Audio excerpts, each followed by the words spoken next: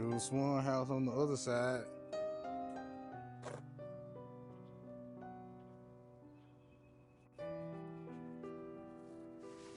This is where they had all them fancy cars parked there right here.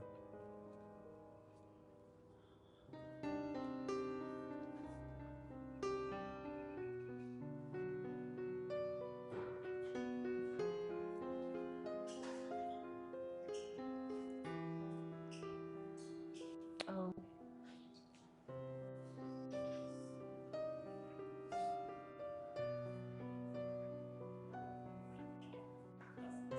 Look how gorgeous McDonald's is.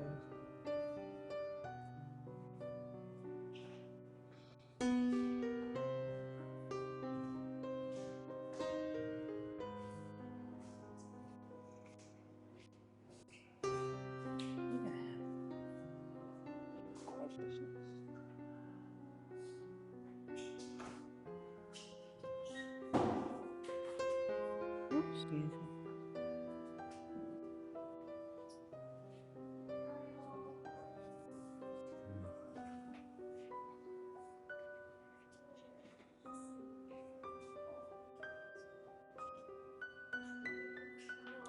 Oh, a real phone room.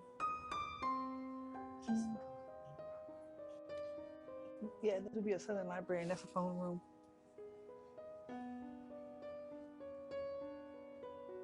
Because in the South, it's just improper to have it anywhere else. In the South, it's improper to have it anywhere else.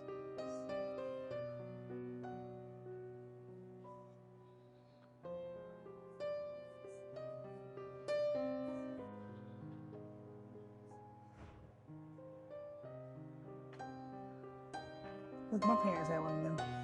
When the house we lived in.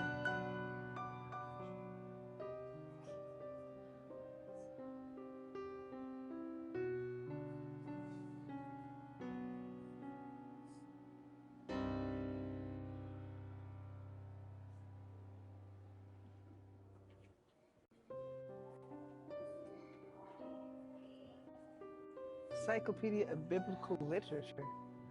What? Yeah. You see the urns up there? Uh-huh. Like, Royal Victoria was reshielded.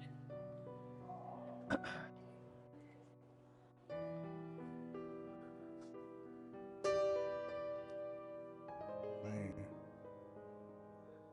And we paid all of the money to go to Louisiana. We had better here in Atlanta. Huh. We paid all that money to Louisiana. For them to see, well, this is what we think we would have had. Oh, you talking on the inside of the... We think this is what they would have had. No. Atlanta will show you what we really had. That's just here. I think these people Oh, here... this is my kitchen. Oh, where's my camera? Read the recipes if they still got them out. First of all, I'm just looking how pretty I need my kitchen to be. This is an old kitchen. Listen, this is perfect. This is called a butler's pantry right there.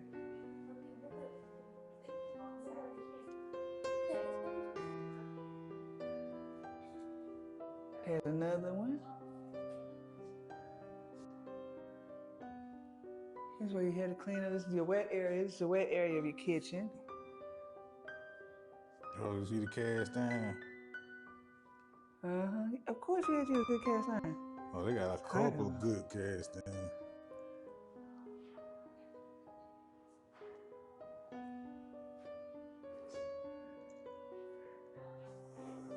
Oh, they took the recipes down. Listen, these here Southern women wanted to be, huh? Look, this is the refrigerator. This is the refrigerator. What's back here?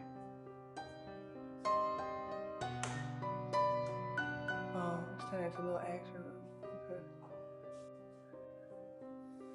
See, this is what sinks really need to have. This high back end. I already did that. I did that. I took pictures of them like you asked me to. I don't like you no more. On God. Good being You see I'm being sensitive again? Yes. Ooh. He's a hater.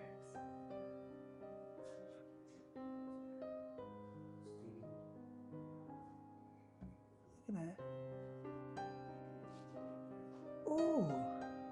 The original Fresh Press.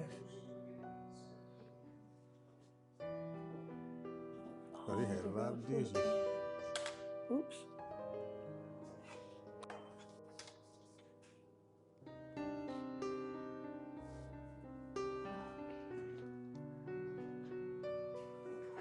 Which is unnecessary. Look at it.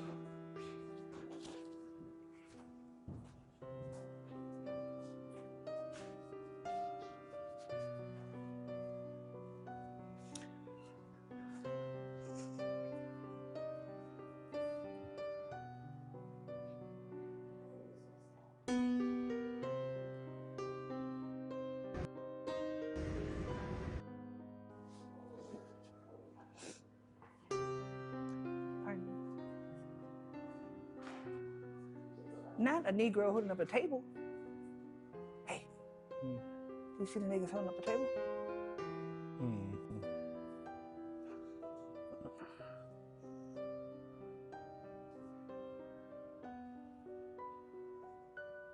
Dang. These folks had money. It's the South, not the poor plantation South, but the rich merchant South. We always have more money. Well, look at these beautiful floors.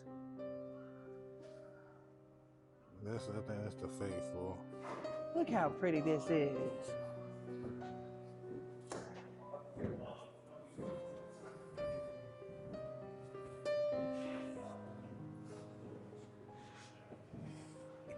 Well, I mean, I wouldn't mind cleaning this. You could reach over and clean that. I said, at least you could reach over and clean that.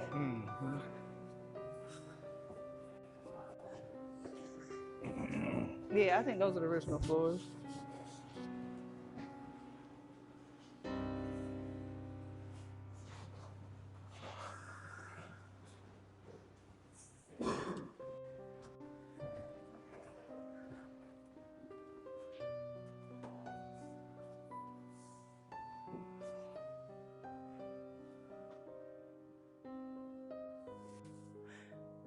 There's that half table. Yeah. Ooh, but even prettier. See the table in the middle of the half table? That'd be really pretty for your situation.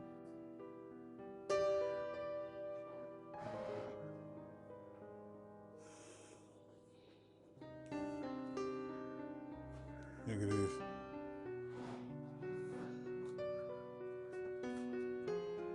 Oh, they got marble all over. No, that's not marble. It's painted faux marble they did back in the day. Dang, we on the faux marble trend, like Louisiana? Oh, wow, that's what I'm talking about. This is what I'm talking about. Yeah, just go ahead. I can handle it, you know what I'm saying? I need a tub, though. So you need a tub, we need a tub. Still need a tub. What's in here? This is your dressing room, your clothes. Yeah, this other one went open. This is how mommy's bedroom, her bathroom is made at Dunedin. She has a dressing room.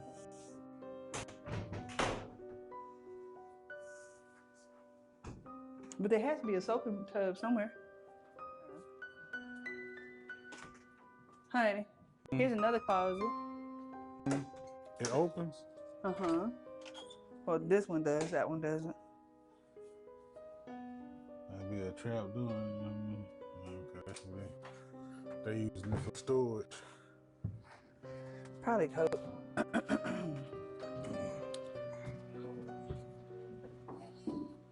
Was this his dressing room? Because you remember way back in the day, men and women didn't sleep together. And the door connects. Oh, well, I'm sure it says.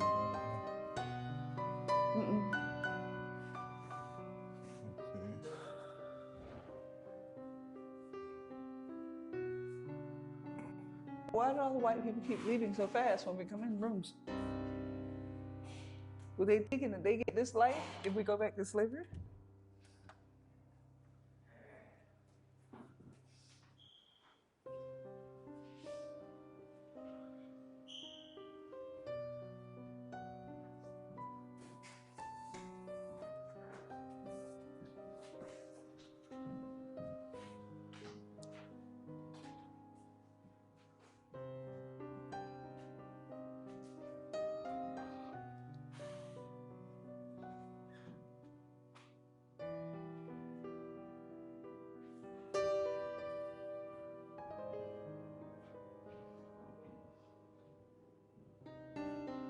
This will be another linen closet and butler room. It's like a big, ain't it? Uh-huh. With cedar wood so you wouldn't get mothballs and stuff.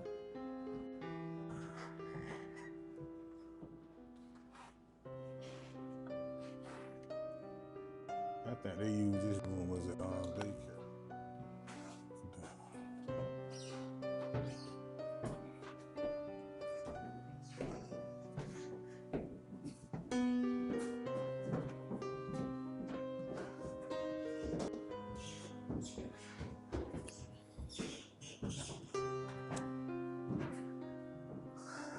This is the slave quarters. I could have told you that.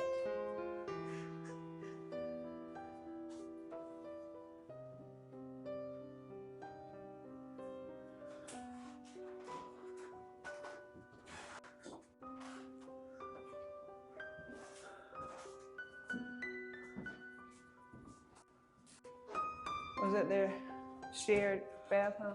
The lady room. Yeah.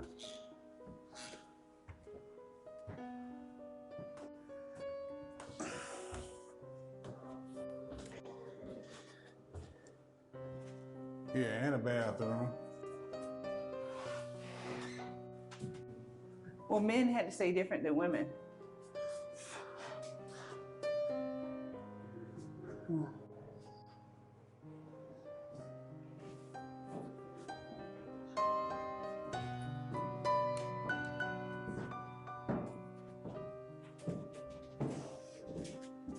At least they gave their slaves something to do. Even in the middle of the night, you had to wake up. At least you had a view.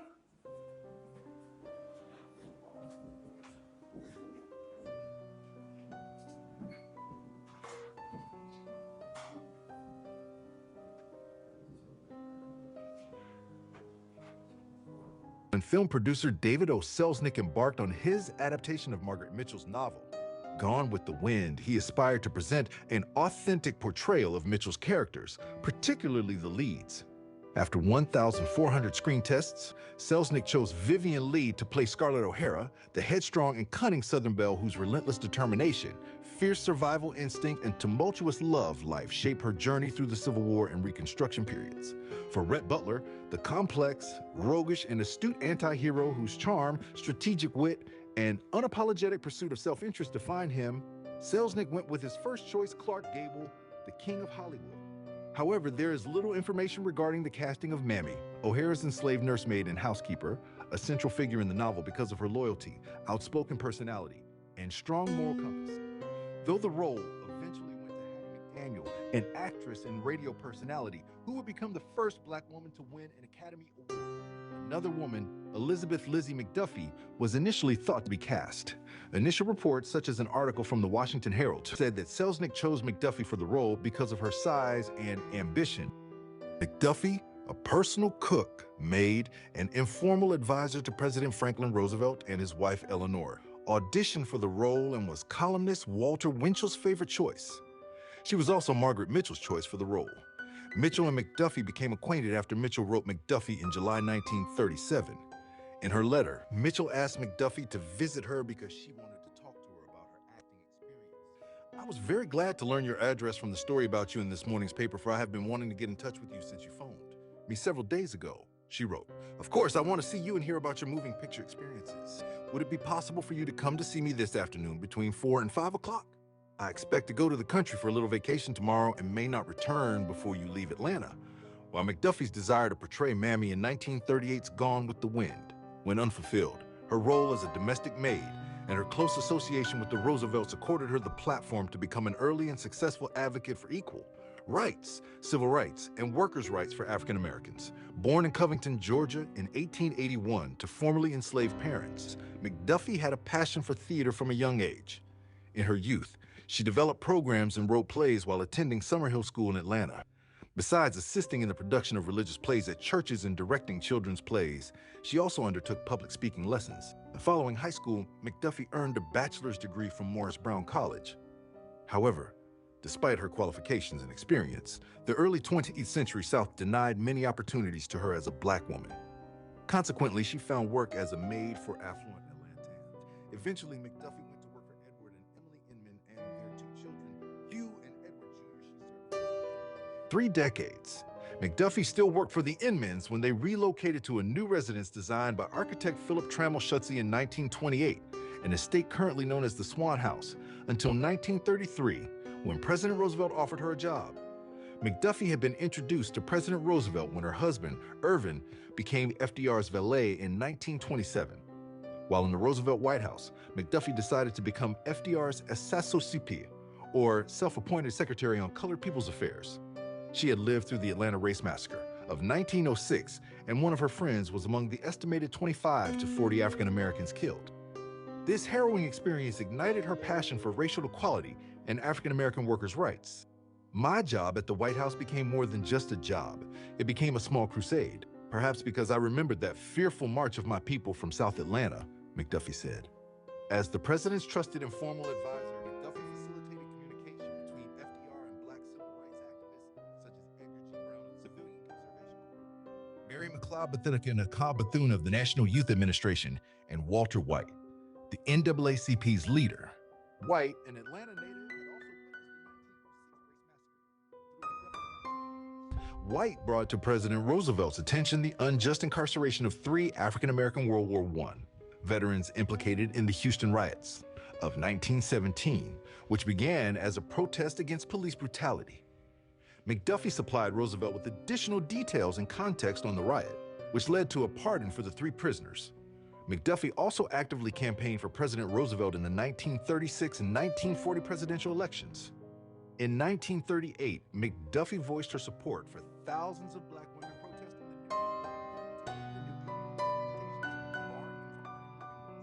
a union representing lower-paid workers, and served as its secretary.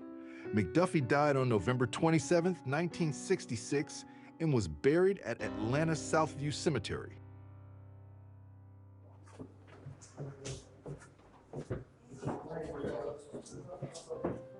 I wonder what.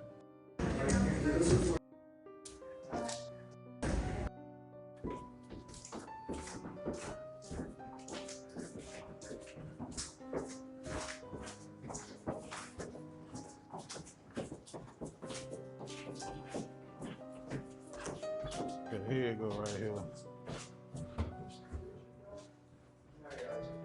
Here you go.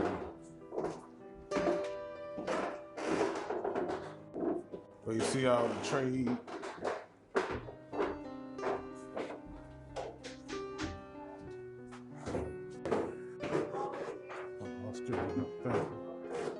Pardon me. Excuse me. Thank you.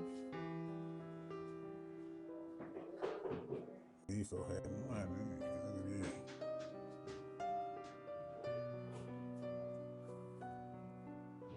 Those white people say this is where grandma stayed. Nah. They say like this is where your grandma would stay. Uh-huh. Yeah, this is what this room would be for, like a grandma. So there's a whole floor. Mm-hmm.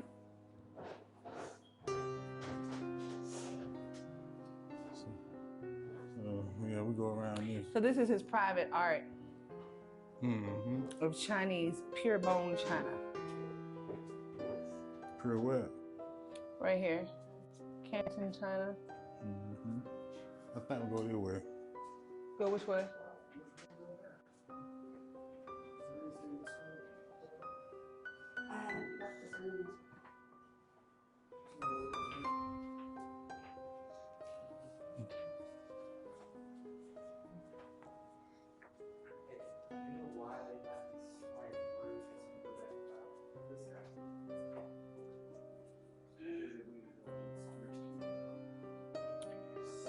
Miss Jones has one of those about the same age, and so did my mother. Growing up, I grandfather slept on clocks. it. Huh? Yeah, grandfather clock. That's called a secretary. Look at this. That's called a valet.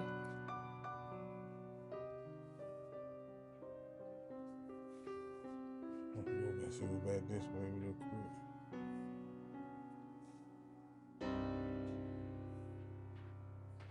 Well, they know they had a lot of stuff.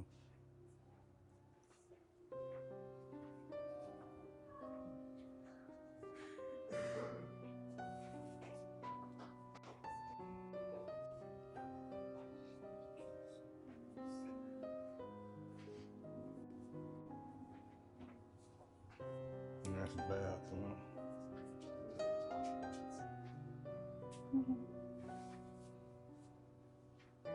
And slaves would have been down here too.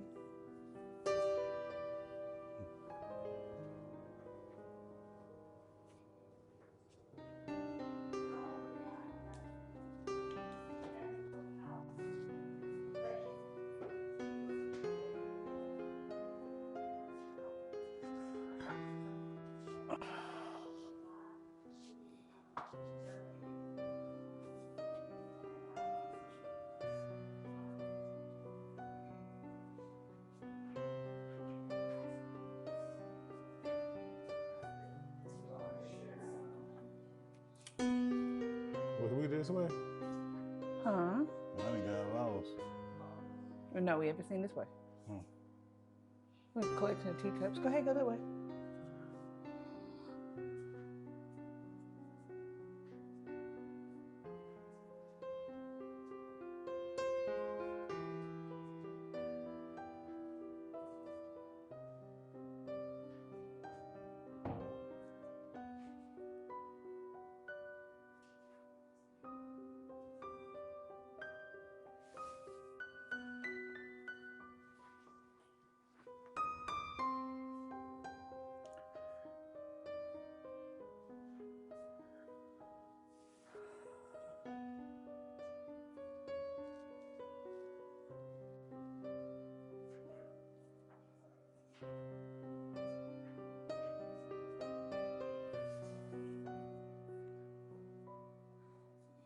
Man, look at all this stuff. We gotta find you a concert to go to.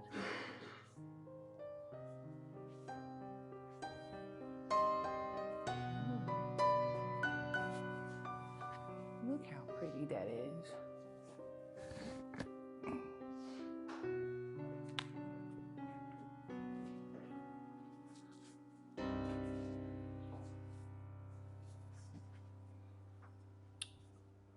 Somebody thinks they're Mariah Carey today.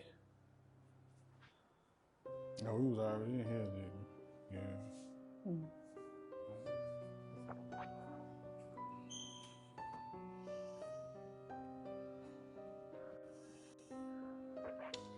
And that's your receiving room.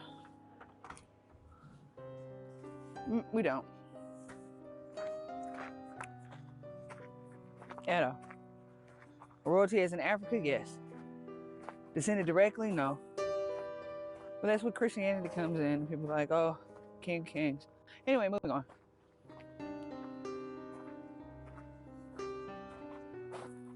There's you another playhouse, baby.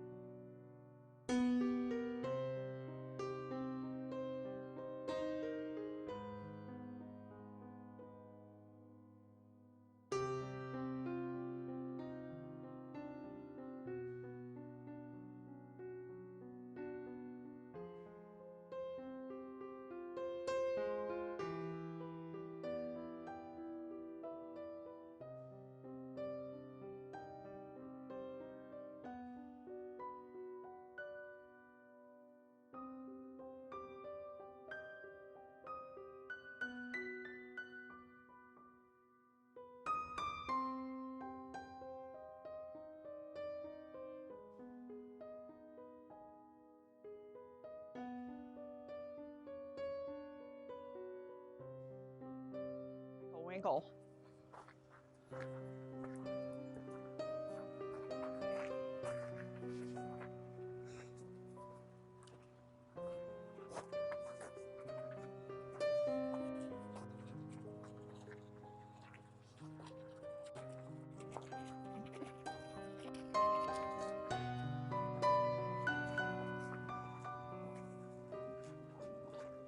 So when we get our mansion, we gotta have a gardens. Cause every mansion we've been to, gardens is the one thing they had in common. Absolute teddy bear. Mm-hmm. You funny.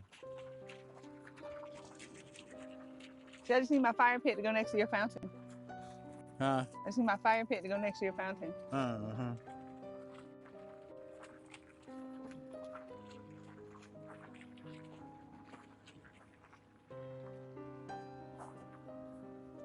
Oh, let's walk through this way right quick. This is the $1 million view. That we just saw from the slave quarters. He's so tired of me, I swear. He lays you.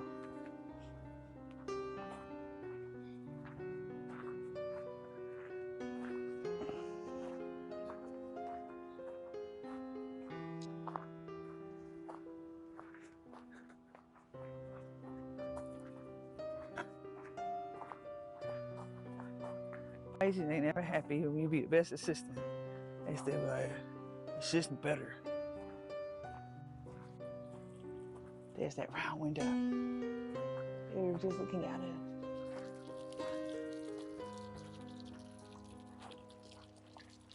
And the tandem pools. Oh, and the terraced lawns.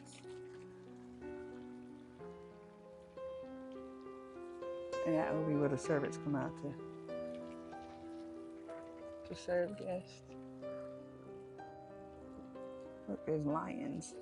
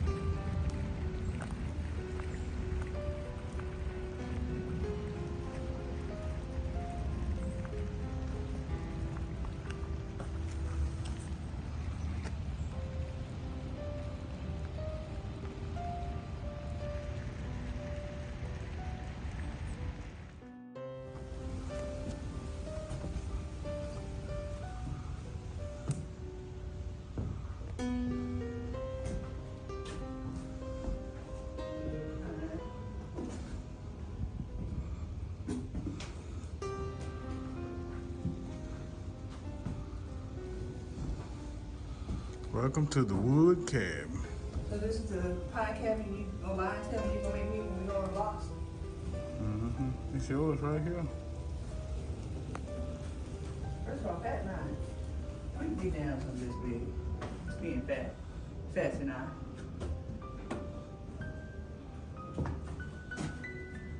We can handle this. You gotta do it, just break it up in sections. No. You know, this look like some type of toy.